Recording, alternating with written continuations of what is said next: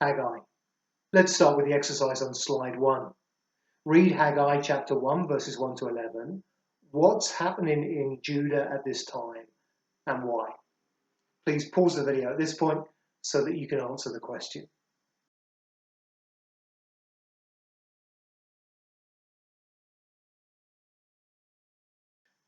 Read Haggai 1, verses 1 to 11. What's happening in Judah at this time and why? Well, verse 1 tells us that Haggai brings the word of the Lord to Zerubbabel, the governor of Judah, and Joshua, the high priest, about what was happening in Judah at this time. The people have returned to the land after exile.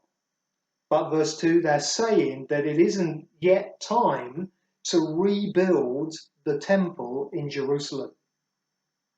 But the Lord asks a question through Haggai that gets right to the heart of the issue. Is it time for you to be living in your nice houses while the temple remains a ruin? Verses 3 to 4. The people were looking out for their own needs. They were living in panelled houses. They were living comfortably. And they were no longer prioritizing the rebuilding of God's house. They weren't putting God first anymore. They'd become negligent in their service of God. And so God calls them to think about what's happening to them and why. Verses 5 to 6. They were planting much but harvesting little. They were eating but they never had enough. They were drinking but never had their fill. They put on clothes but they didn't keep warm. They earned wages but it just seemed to disappear. It was like their purses had holes in them. In verse 7, as in verse 5, the Lord calls them to give careful thought to their ways, to think about how they were living. It was time to reprioritize. It was time for them, verse 8, to go into the mountains to get timber to build the temple, so that the Lord might take pleasure in it, so that the Lord might be honored. They'd returned to the land with high hopes, verse 9. They'd expected much, but it had turned out to be little. Their expectations had been dashed. And God was responsible for confounding their expectations. He says, what you brought home, I blew away. Why? Well, it was because of their failure to prioritize Him. They were busy with their own houses, but the temple remained a ruin. And it was because of the people's failure to love the Lord their God with all their heart, soul, and strength that the crops were failing, verse 10. That there was drought on the land, verse 11. There were meagre pickings to be had because of their failure to keep their covenant with God. These are the promised covenantal curses for disobedience that we find in Deuteronomy 28. It was the people's failure to keep the covenant, remember, that caused them to be exiled from the land in the first place. Now they're back in the land, but it doesn't take them long to go back to their old ways. They're experiencing hardship because they're breaking their covenant with God again. Introduction.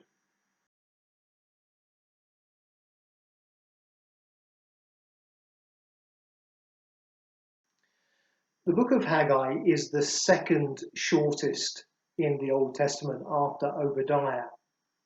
Haggai, Zechariah, and Malachi, the final three prophetic books, all come from the post-exilic period.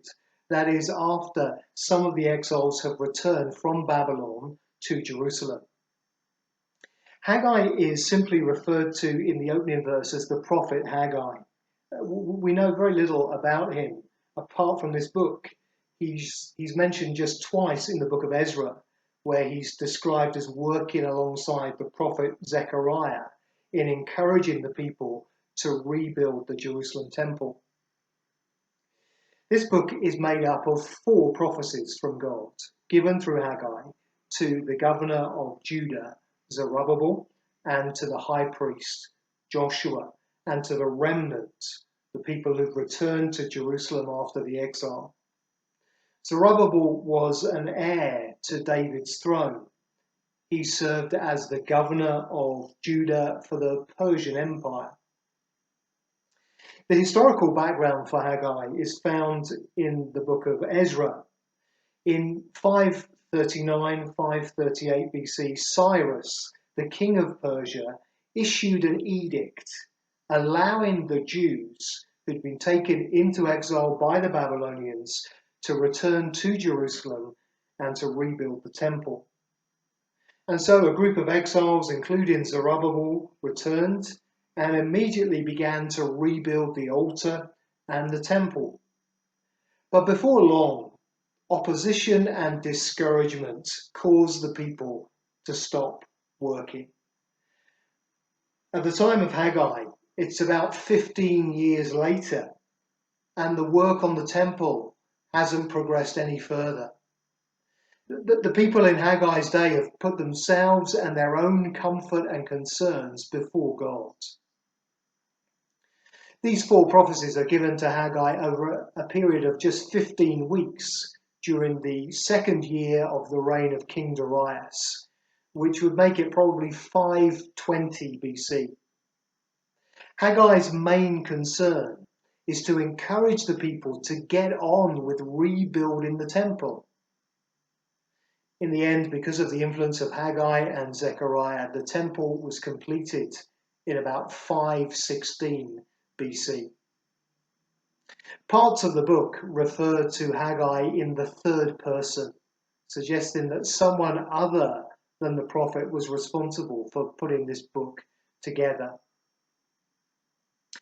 An overview of Haggai.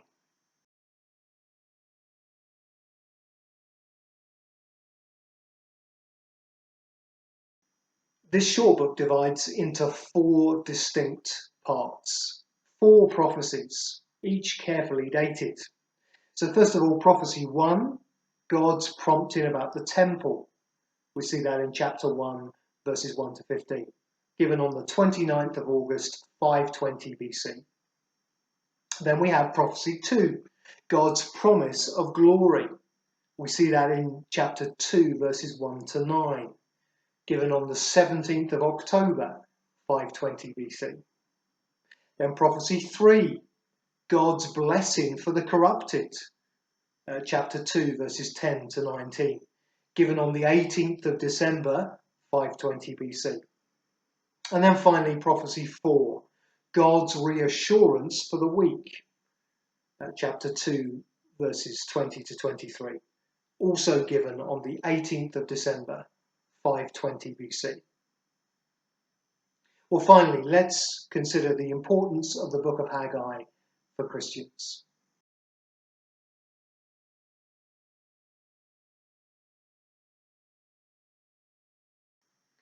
First, the book reminds us, as we saw from the first prophecy, that we must prioritize God's concerns in our lives.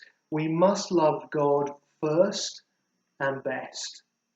Or to use the words of Jesus in Matthew chapter 6, verse 33, we must seek first God's kingdom, knowing that he will graciously provide our daily needs. Secondly, in Haggai chapter 2, verse 6, God promises to once more shake the heavens and earth as he intervenes in his world in a little while. Now, God shaking the world here is first of all to shake all nations, so that what is desired by all nations, the treasures of the nations, would fill the temple with glory.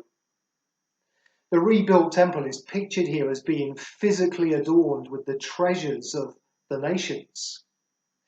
God's radical intervention here would see the Gentiles bring in their gifts to honour the one true God. A picture that's picked up by the New Testament writers in a couple of places to describe what's happening through the good news of Jesus. Verse 8 goes on to remind us that God is the primary owner of the silver and gold of the world. And there's a promise in verse 9 that the glory of the second temple would be greater than that of the first. and that in this place God would grant peace. Now, the second temple at this point in history wasn't anything like as physically impressive as Solomon's temple had been. But by the time of Jesus, because of the expansion and the refurbishment of the temple by Herod the Great, the temple would once again be admired for its architecture, for its physical glory. Ultimately, however, the temple of the New Testament is Jesus himself. And the greater glory promised here can only refer to him. In him, we see the glory of God. In him, we find God's peace. Finally, the language of shaking the heavens and the earth is again used in Haggai chapter 2, verses 21 to 22, where God's radical intervention in his world is described as overturning royal thrones. God addresses the governor of Judah, Zerubbabel, a direct descendant of David, and he tells him that he's chosen him and he promises to be with him. Zerubbabel would be like God's signet ring. He would have God's authority to reign. So here's another promise, even after the exile, that God would establish David's throne. The writer to the Hebrews quotes these words about shaking the world from Haggai, and then reminds the Christians he's writing to that they belong to God's unshakable kingdom, already here in Jesus Christ. You see, it's Jesus, one of Zerubbabel's descendants, who now reigns over God's indestructible kingdom.